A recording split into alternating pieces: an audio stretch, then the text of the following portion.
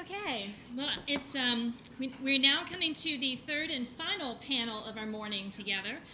So I would like to ask our panelists to come forward. David Allen, Principal and Executive Vice President from McKinstry, sorry. Howard Burke, Executive Chairman and Co-founder of Konarka. Phil Bernstein, Vice President of Autodesk. And Michael McQuaid, Senior Vice President for United Technologies. Also, before I introduce our panel's esteemed moderator from the Department of Energy, just a minor housekeeping note. We have a hard stop today at 11:45, so at that point in time, we'll be inviting folks out into the hallway to continue their conversations. In the interest of time, I would like to invite Dr. Arun Majumdar, who is the director of the ARPA-E program at the Department of Energy, to come forward. And Arun, you're going to be... Howard, are you going to sit in my lap? Is that the plan here? Or? So I've had the rare pleasure of being able to take a seat as a panelist. There isn't a seat. Should I go back? You're good. So I'll just very briefly introduce you so we can get right into the meat of the conversation. Arun became the first director of the Advanced Research Projects Agency at Department of Energy, the country's only agency devoted to transformational energy research and development in October of 2009. And we're really honored that he could be here today to lead us through this conversation. So, Dr. Majumdar. Right. Thank you. Thank you. I think one of the questions we have to answer in this panel is how can the government lead by example? And one of the examples was offering a seat to the panelists and not taking over seats out here. So, pleasure to have this panel. Just some framing remarks before we start. As was mentioned before, buildings use 75% of electricity. The grid is essentially there because of the buildings. 40% of the total energy, 40% of the CO2 emissions. It is not just an US issue, this is a global issue. And just yesterday we had the first clean energy ministerial. The clean energy ministers from 24 countries got together and talked about various aspects of energy. And buildings was right in the center. And the question is, how can we cooperate? How can the United States take a leadership role in the area of reducing energy consumption in buildings? One of the proposals, corporate in standards and labeling issues, but technology as well. And how can we reduce? So the goal is to reduce about 500 or avoid building 500 mid-sized power plants by 2030. Not only buildings, but industrial energy efficiency as well. As we all know, I'm preaching to the choir out here. It is a complex issue. There's a technology aspects spanning architecture, engineering. ARPA-E just announced a couple of weeks ago a new program in cooling technology and some awards that were selected. And it is absolutely fascinating how much room for improvement there is in just cooling technology, which is about 40 to 50% cooling and heating in energy consumption in a building. But there's an issue of policy as well, as we heard. The regulations and standards, appliance standards. There are utility policy innovations in terms of decoupling, for example, in California. There are other innovations out there as well. We just heard financing issues. I'm not going to touch on that. But at the end of the day, as opposed to the utilities and power generation, the supply side, in the buildings, there are people. We use, the buildings are where we spend most of our time. We're inside the buildings. And there's a behavioral aspect of it, and there are, as we heard in the previous panel, some split incentives between the tenant and the owner, et cetera. So this is a complex issue. And the question is, if you take each, is it technology the answer? Well, that's not quite true. Or policy is the answer. Each one of them is necessary, but by themselves they're not enough, they're not sufficient. Question is, how do we align all of them to look at reducing energy consumption in buildings? That's the ultimate goal. In the technology area, we do design, build, commission, and operate in a very sequential way. And the building that ultimately gets built and operated is not quite the building that was designed. And that often leads to some inefficiencies in the building. The U.S. Green Building Council has done a fantastic job in raising the awareness by LEED ratings, et cetera. And I think a lot of people want to get LEED Platinum, LEED Gold, and that's absolutely right. The average energy consumption of a LEED building is lower than what is there in non-LEED buildings. But I think we can do much more if you actually go and measure the energy consumption of a LEED building, it's not quite exactly what it's been designed for. And we don't have, it's the only industry that I know that a product is designed and built but never required to test. And only 5% of the commercial buildings actually tested and commissioned. So there is a role out there for technology. There's a role for innovation, not just in technology, but policy and other aspects as well. And the question is, what can the government do? Well, in the R&D side, and I'm going to ask the panelists out here, what can the government do? But there's an adoption side as well. And GSA, and congratulations to GSA and the Office of the President to take the leadership role in putting this meeting together. But GSA is one of the entities, and we have Jeff Marchese from the Department of Defense, which has a floor space of an order of magnitude higher than GSA. And the energy bill for the Department of Defense is about $20 billion. And so there's a lot of motivation out there. And as you know, the President has issued an executive order of reducing energy consumption by 28% by 2020. Am I right? Did I get it right? And I believe the Department of Defense is going even further than that. And so this is an opportunity. The government is also the buyer, the adopter, and also looking at the R&D side. And the R&D is not just the Department of Energy or the Department of Defense. It's also NIST. We have a representative in NIST out here. And it's also the National Science Foundation. They have a new R&D program in green buildings as well, sustained buildings. So that's sort of the landscape. And I just want to introduce the panelists, David Allen, principal at McKinstry, who is, and that's a company based in Seattle, looking at construction engineering services in the building sector. Michael McQuaid, who is a senior vice president at United Technologies, which has Carrier is one of the largest companies. It is the largest company in the air conditioning business, but it has many other companies, and there's a lot of interest. And Michael and I have discussed this, to significant depth of what needs to be done in the buildings industry when I was outside the government, now on this side, and I'd like to hear his thoughts as well. We had Howard Berkey from Konarka, which is a early stage company, or late stage perhaps now, in the area of looking at photovoltaics from plastic and other technologies. And we have, let's see, did I miss anyone? We had Phil Bernstein, I'm sorry, Vice President from Autodesk, which is looking at technology solutions in the area of buildings. So let me just ask the first question to the panelists. What should the federal government do in the area of R&D innovation, and also in the area of adoption? Now that we have GSA and the DoD over here, what should the federal government do? Who wants to take? You want to take, Howard?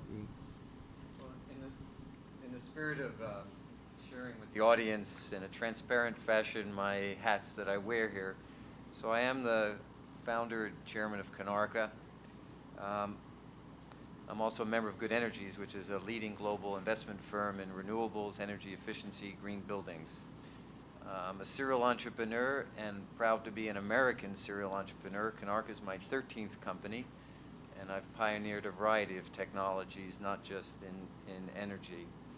I'm trained as an architect from Yale, and I'm proud to say I'm a green Republican, and I view all these challenges as a bipartisan challenge to us as a nation, not one party or the other. And I really reach across the aisle and help whenever I can to get those 6 votes or whatever is necessary to pass legislation. So I as many of you, perhaps all of you, are fellow Americans. I think Deputy Secretary Sims preached in a way that resonates with me. This is beyond partisanship. This is what America will be this century. So with that, I face this valley of death, not just in energy, but in IP and software. But energy is a peculiar animal in the technology patch. And I've raised over $500 million, maybe close to $600 million worth of venture capital in my 35 years. So I've done lots of different things, but energy is very, very different for ways that I don't want to bore the audience. But it's different in a way clearly requires, and this is a Republican from New Hampshire saying this, government intervention. It's why, in many regards, China is running circles around us right now, because when it comes to government intervention, the Chinese have a greased gear. They don't have a bipartisan system. They don't have to deal with Capitol Hill.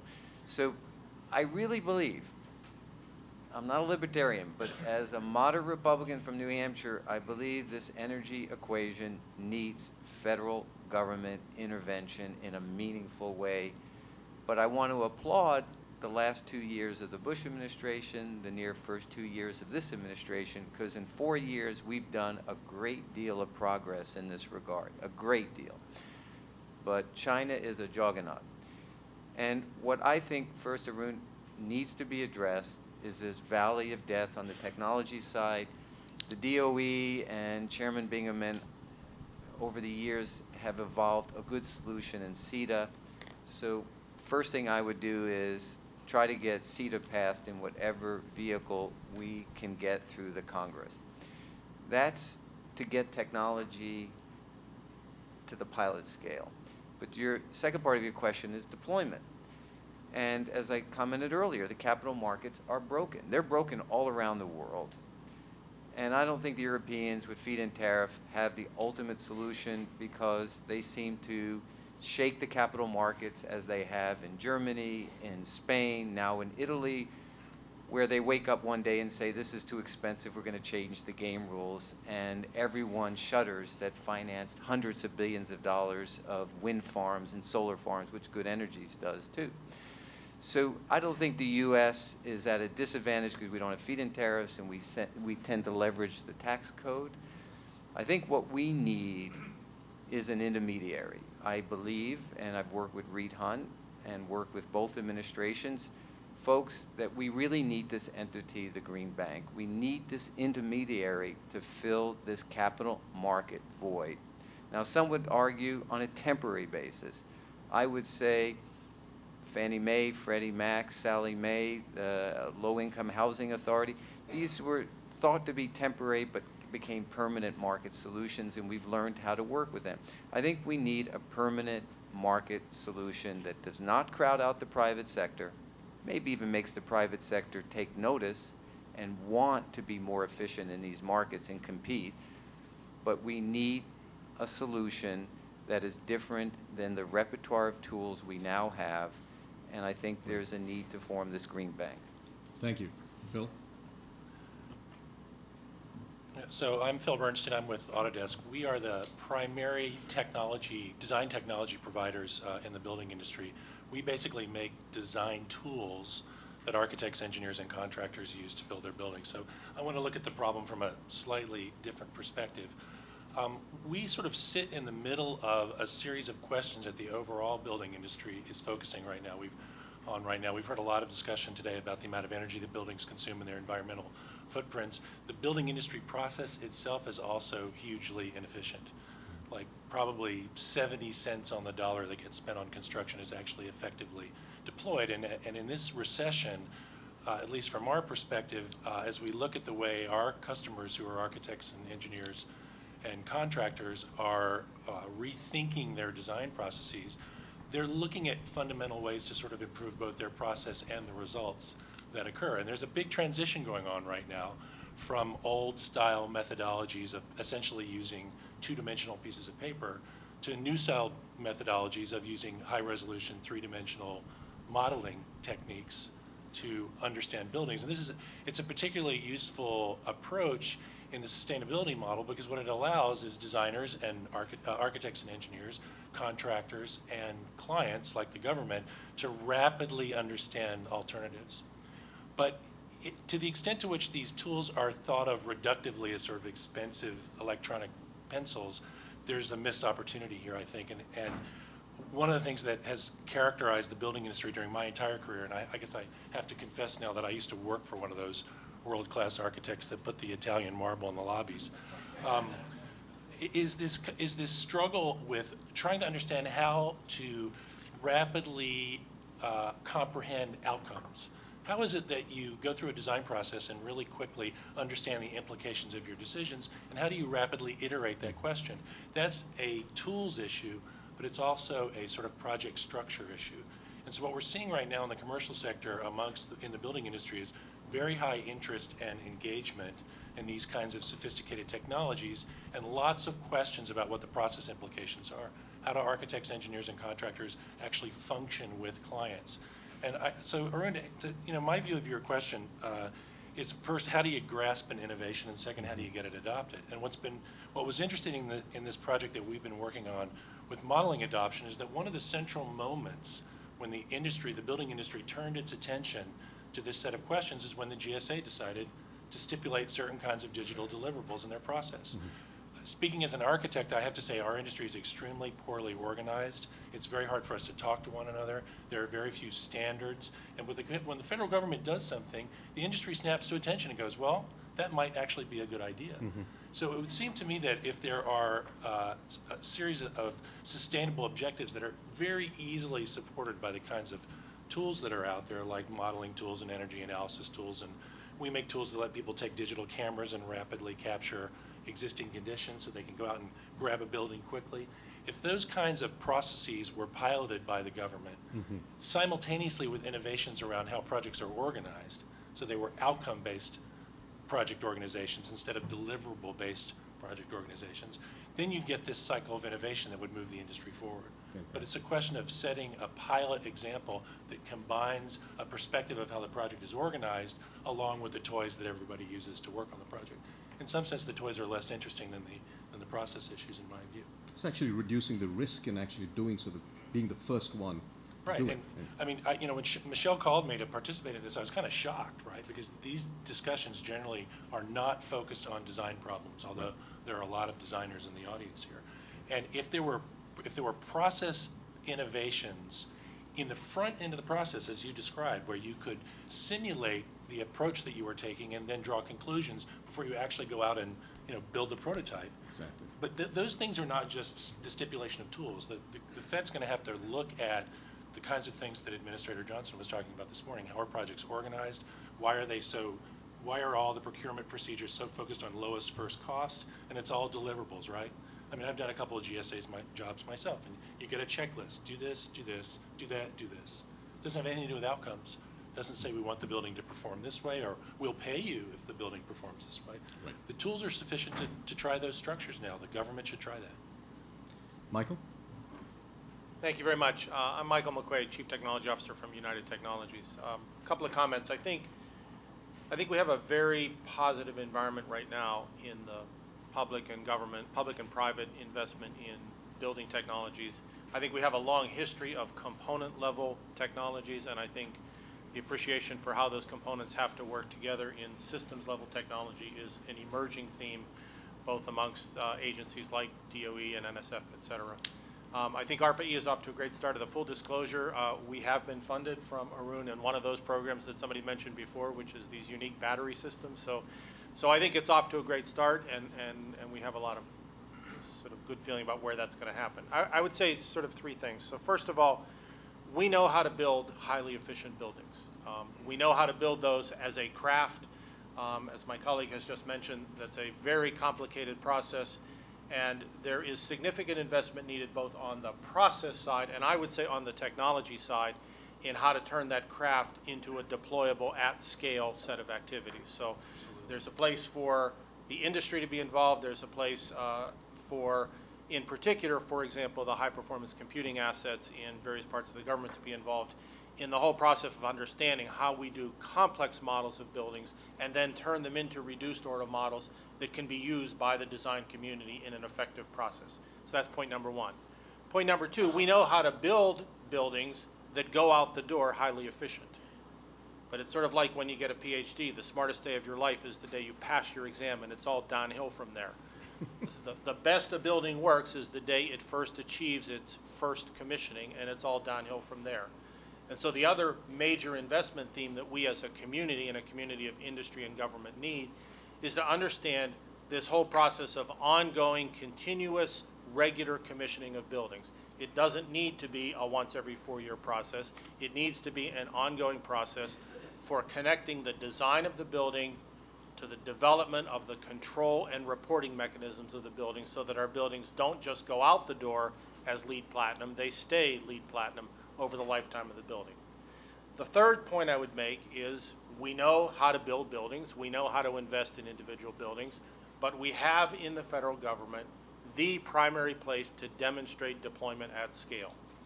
The number of buildings that GSA manages, the number of buildings that DoD manages, have to be the prototype for deployment of the technology base in the industrial environment and commercial environment, especially in a time when the slowness in the commercial environment is kind of environment we're in right now. So I would offer that the one of the roles of the government has to be the active, visible deployment of the tools of the energy management technology. And one very specific comment I would make in that area is that the value of a database of energy utilization in government buildings, the value of public reporting of the energy usage in government buildings is a primary way to lead where the commercial sector ultimately needs to go if we're going to achieve 60 or 70% reduction in buildings. And I'll leave you with sort of one final statistic. We know how to do buildings cost effectively.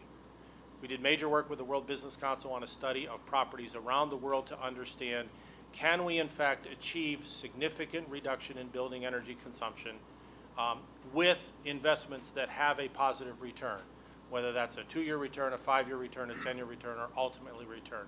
We know, for example, in the US, that an additional investment of roughly $60 billion a year in energy efficient technology will deliver with a return of less than 5 years. That's not necessarily good commercial return, but less than 5 years in total, will reduce energy consumption in buildings by 40% in the US. That's equivalent to removing all the cars in the United States from the road in terms of greenhouse gas emissions. So buildings have to be a part of the problem, or have to be a part of the solution to the problem that we're in now. David? Wow. It's good to go last. Ditto the first panel, ditto the second panel, ditto the first 3 speakers. I got to call my office and say double our staff. My name is David Allen. Obviously, you have my bio. There's some irony in my bio if you look at it. And one of them, it's old, and I think it illustrates really what's possible. But the bio says that we're in the neighborhood of 200 million, which we were before the clean tech movement, energy services movement. We are now in the $450 million range with 1,800 employees, more than 500 green jobs as categorized by most people. I think, the title of this panel has to do with research, technology, and practice. Well, we're involved in the first two, but we are on the ground in practice with the resultant of the technologies.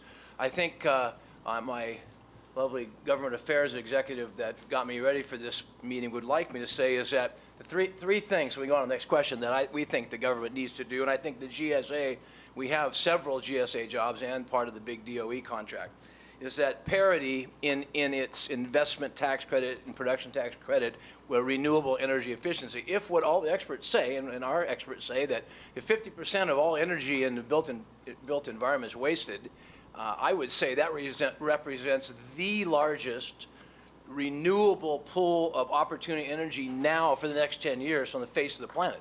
So I'm not saying that. Everyone else in the room has said that for the last 3 hours.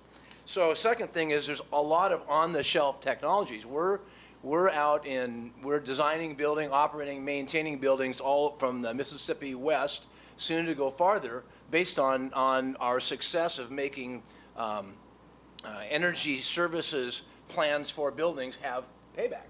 So you're right. I think five years is a great payback. We have customers saying, okay, on 8, because they see the energy rates going up, they see technology changing, they see some carbon charge coming, so they say go for it. And by the time you're halfway through the project, it has a 5-year payback. So I'll leave it at that. Yes to what most people have said on the government issue. Great, thanks a lot. Let me just pick on one point, and I just want to throw it out. And I think it's a point that I think perhaps, Michael, you made about federal government as a demo at scale. And this is something that I have felt as well in the past, that we don't measure. And most of the time, and this is not just commercial buildings, I say that people know the horsepower of their car, but they don't know the horsepower of their homes. And they don't know where the energy is going. And unless you actually know, you can't do anything. And the first step to that is measurement. There's so much of technology out there in terms of wireless technology, there's that, to measure and report. And do you think, let me just offer it, do you think the federal government should be measuring the buildings, maybe it's a rhetorical question, but just measuring the energy consumption in our buildings and reporting as a first step towards more awareness and then corrective actions later on? Let me just offer it up to the whole panel. David. I'll talk, because we were just talking about that. I think the world's going to a monitor, measure, and verify in everything we do, from forest to shipping to logistics to what you buy to where it comes from. Walmart's rating the products on their carbon footprint. We are going into a technology where things can be measured and verified. We're monitoring upwards of 250 million square feet, and we're actively energy managing 50 million square feet. That's from a company from Seattle that has the lowest power rates in the country. I think that the technology, we're just buried with ideas to add to our monitoring performance rooms criteria. Then there's probably 100 software platforms that are ready to go. And I think, yes, the government, everyone should be getting the data so they can make good decisions, like the previous panel said, on what to do with their buildings as they age. Which could eventually improve the models then, once the data and the models are connected together. You know, there's an adage, if you don't measure it, you can't fix it. And we talk about the smart grid, but the head end of the smart grid, which is really like a supply chain, a 5-step process, is the front end of the smart grid is to measure and report. And then there are control mechanisms and feedback mechanisms that will be built to respond to what you're measuring.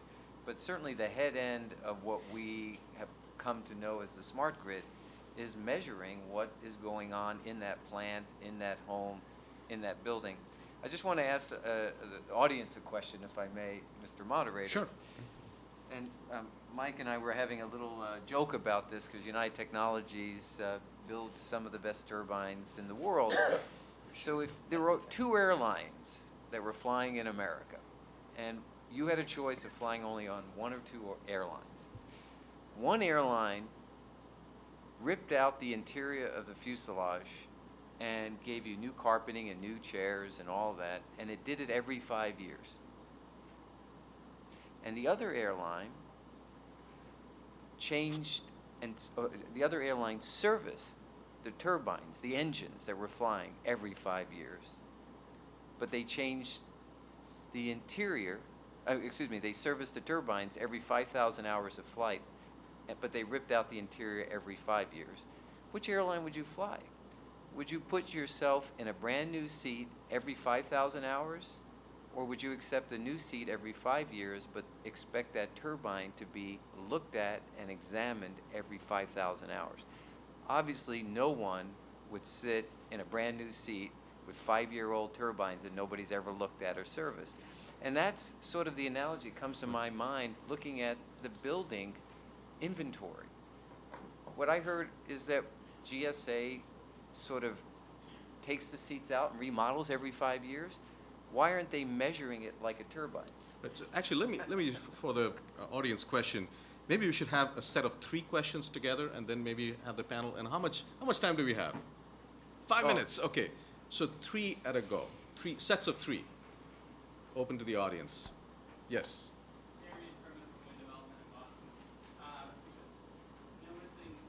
Quick question, please. Yeah. Getting the utilities involved to really mandate them almost to get their data out there would be huge. We spend Okay. $100,000 a year having people take their bills, utility bills, and just copy them. Yeah. So utilities for data. That's one. Yes. Philip Macy, Neighborhood Construction. The point was made, the buying power of the government. We just completed for DOE a zero energy building under a very different procurement model. It's a design build contract, and most importantly, the question for the panel is, it's delivered under performance specifications, not prescriptive. And I'd like you to talk about the difference in the power that would have to drive innovation in building. Performance-based innovation as opposed to prescriptive-based. Number 2. Number 3. Yes.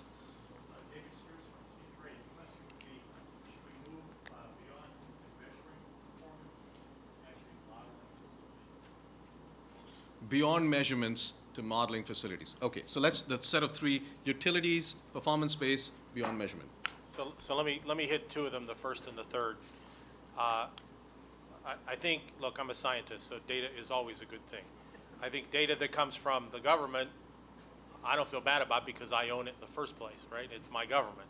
I think on the commercial side, you need to be a little bit careful about the commercial nature and the competitive nature of data. I think that's a solvable problem on the way. So bottom line is a mechanism for not only the aggregate collection of data for comparisons around building, I think is an absolutely crucial move, but I think in any kind of a transaction and valuation of buildings, the availability of data for tenant transactions is a necessary thing to do. Obviously, I think you're going to need to get to a place where it's, I mean, it's going to be, we're going to get to a place where we can talk about the buildings, but it's a little bit like, it's my favorite Einstein quote. He's lived in Vienna. He said, I finally figured out why they print a train station. It's a train schedule, so we know how late the train is. At some point, we're going to know how buildings do, but that's only of value to us if we make buildings better. So we have to get to a place where buildings are moving against a moving standard for energy efficiency performance, and you can't get there without mandatory reporting of where buildings are in the first place. So yes, I do think you need to get there, and I think you need to get there on a regular and reported basis. Phil? So I'll take the second question. I think this idea of performance-based procurement is maybe the most important thing that the government could be doing with building, because the technology is now there where the degree to which designers and constructors can collaborate so they can commit to these performance ideas, it will change the nature of how the industry works. I mean, one of the biggest problems, and we heard about it from the administrator, is this siloed nature of how the process works. These performance-based contracts not only will create this kind of data, it'll create a completely new collaborative model for addressing these sustainability problems, which cannot be addressed in these silos. So at some level, the technology is not even all that important. It's sort of the gating factor. Right. But it does create a context where performance is important, and I completely support that. Performance-based procurement and performance-based federal standards, did I hear that right? Yes. Or some standard so that you have a benchmark of some kind and you benchmark against that. Let me go for, one more question? One more comment, okay. I'd like to say just sort of a parting shot, I think, with the real estate clients of mine in the room and architects and friends at Autodesk. And, you know, I've been in the business 32 years. We're 50 years old. The AEC industry is architect, engineering, construction, and now building operation is totally siloed and totally dysfunctional without integrated delivery. And if we don't start procuring at the front end based on the expected outcomes and performance measure, you'll never get to energy, clean energy position at the end. Amen, brother. Thank you very much. This was a short but potent panel. Thank you very much for coming. Hey, I want to introduce myself. I'm Phil Bernstein. All right, everybody. Thank you so much for joining us today. I've got a couple of announcements as we pick up and go. Please join us in the hallway for some wonderful conversation while they turn the room for the next meeting. I would also like to acknowledge that National Academy of Sciences is convening a 1.5 day workshop, which will be beginning this afternoon.